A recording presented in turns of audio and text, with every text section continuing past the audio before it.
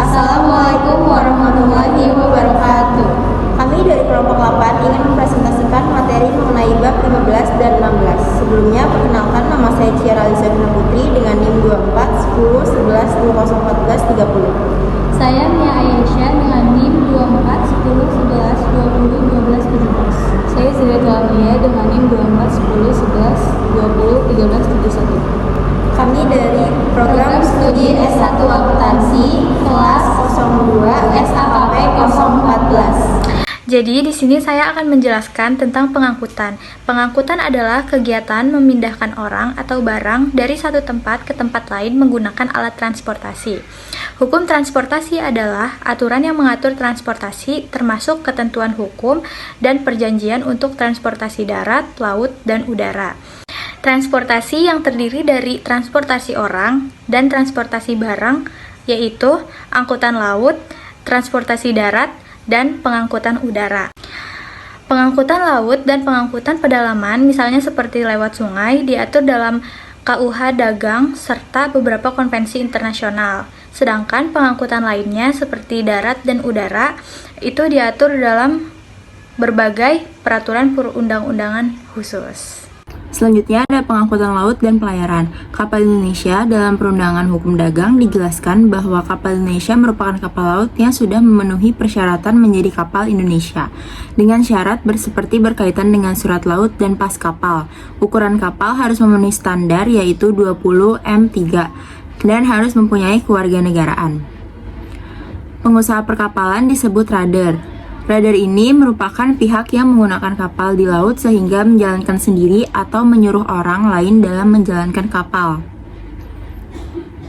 Adapun yang menjadi tanggung jawab pengusaha kapal secara hukum adalah A. Tanggung jawab langsung, artinya seorang pengusaha kapal menjadi subjek secara hukum yang bertanggung jawab sendiri mengenai setiap apapun yang diperbuat.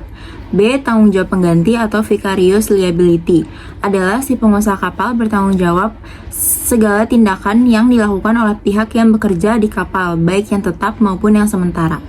Selanjutnya yang ketiga itu ada nahkoda kapal, anak buah kapal, dan penumpang. Yang pertama ada nahkoda kapal. Nahkoda kapal adalah pemimpin kapal. Ia mempunyai wewenang penuh untuk menjalankan kapal. Yang kedua ada anak buah kapal. Anak buah kapal adalah pekerja kapal. Ketiga ada karter kapal. Karter kapal itu dibagi menjadi dua, yaitu karter kapal waktu dan perjalanan. Pengangkutan barang melalui kapal, yaitu perpindahan barang dari suatu tempat ke tempat lain dengan menggunakan kapal. Selanjutnya ada pengangkutan orang dengan kapal. Pengangkutan orang dengan kapal artinya dibawa dengan selamat tanpa kurang apapun mencapai titik atau tempat tujuannya. Selanjutnya ada tubrukan kapal, yaitu peristiwa kecelakaan antara dua kapal atau lebih saling bersentuhan. Yang terakhir ada konnoissement atau bills of lading, yaitu suatu bentuk surat yang ada tanggal di mana pengangkut menjelaskan mengenai penerimaan barang yang diangkut sampai tujuan dengan menyerahkannya kepada pihak melalui syarat-syarat konnoissement. Selanjutnya, pengangkutan lain selain pengangkutan laut. Selain dari pengangkutan laut, terdapat model-model pengangkutan lain, yaitu sebagai berikut. A. Pengangkutan darat melalui jalan darat. Artinya di sini bahwa pengangkutan barang orang atau melalui alat angkut dengan kendaraan jalan darat meliputi mobil, truk, atau roda 4 lainnya. B. Pengangkutan sungai dan perairan darat. Artinya di sini bahwa pengangkutan barang atau orang melalui alat angkut yang berjalan di sungai atau perairan. Berbeda dengan laut atau danau. Dengan ini, penggunaan alat angkut adalah kapal kecil atau perahu motor berbentuk motor atau tidak. C. Pengangkutan kereta api. Artinya di sini bahwa pengangkutan barang atau orang dengan menggunakan alat angkut melalui kereta api.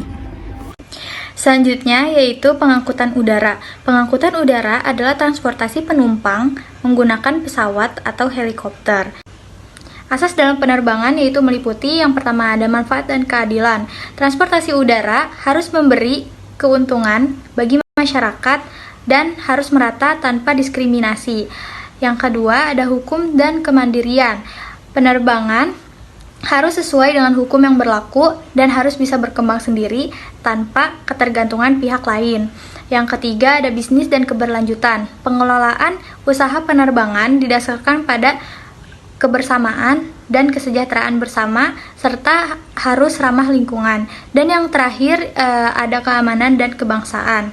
Penerbangan harus memenuhi standar keselamatan nasional dan harus memperkuat persatuan dan kesatuan Indonesia. Adapun tujuan penyelenggaraan penerbangan adalah yang pertama ada menyelenggarakan penerbangan yang teratur, aman, dan nyaman. Yang kedua, agar lebih cepat dan melindungi pergerakan orang serta barang untuk mendukung perekonomian nasional. Yang ketiga, membina jiwa kedirgantaraan nasional. Yang keempat atau yang terakhir ada menegakkan kedaulatan negara. Selanjutnya, ada dua jenis yang meliputi kegiatan dari angkutan udara, yaitu yang pertama ada angkutan udara niaga dan penerbangan udara non-niaga. Keenam, pengangkutan multimoda. Transportasi multimoda adalah model transportasi yang menggunakan berbagai jenis alat angkut sekaligus. Sekian presentasi dari kami.